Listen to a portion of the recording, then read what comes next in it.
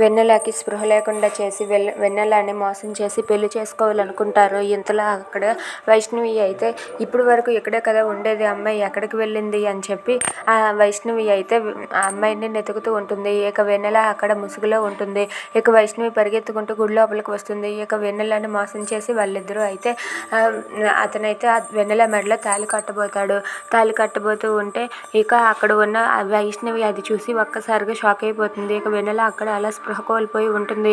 ఇక తాలిబొట్టు తీసుకొని అయినా కట్టు అని చెప్పి పంతులు గారు అంటారు. ఇక అతనైతే తాలిబొట్టు కట్టబోతూ ఉంటే వైష్ణవి వచ్చి అది అడ్డుకొని, రే ఆగరా, ఎవర్రా నువ్వు, అసలు ఈ అమ్మాయిని మీరు ఎందుకురా మోసం చేయాలని చూస్తున్నారని చెప్పి వెన్నెల అక్కడ ఉండగా వైష్ణవి అయితే వాడి చెంప పగలగొడుతుంది. దాంతో అక్కడ కొంతమంది వ్యక్తులు వస్తారు. ఏంటమ్మా ఏం చేస్తున్నావు అని చెప్పి అడిగితే ఇతను ఈ అమ్మాయిని మోసం చేసి పెళ్లి చేసుకుంటున్నాడు అని చెప్పి వైష్ణవి అంటుంది. అది వినగానే అక్కడ ఉన్న వాళ్ళైతే నువ్వు ఎలా చెప్పగలవమ్మా అంటే, ఒకసారి చూడండి ఆ అమ్మాయికి అసలు స్పృహ లేదు, ఆ అమ్మాయిని మోసం చేస్తున్నారు వీళ్ళు అని చెప్పి అంటూ ఉంటుంది.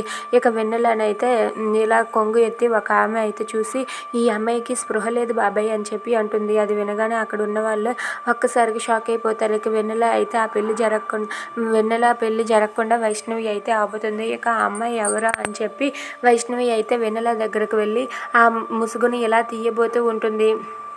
ఇక ఆ ముసుగుని ఇలా ఎత్తి ఎవరబ్బా ఈ అమ్మాయి, ఎలా ఉంటుంది, ఎవరి అమ్మాయి అని చెప్పి ఇలా చూడబోతూ ఉంటుంది. ఇక వెన్నెల వైష్ణవి కంట పడనుందా? Please subscribe our channel.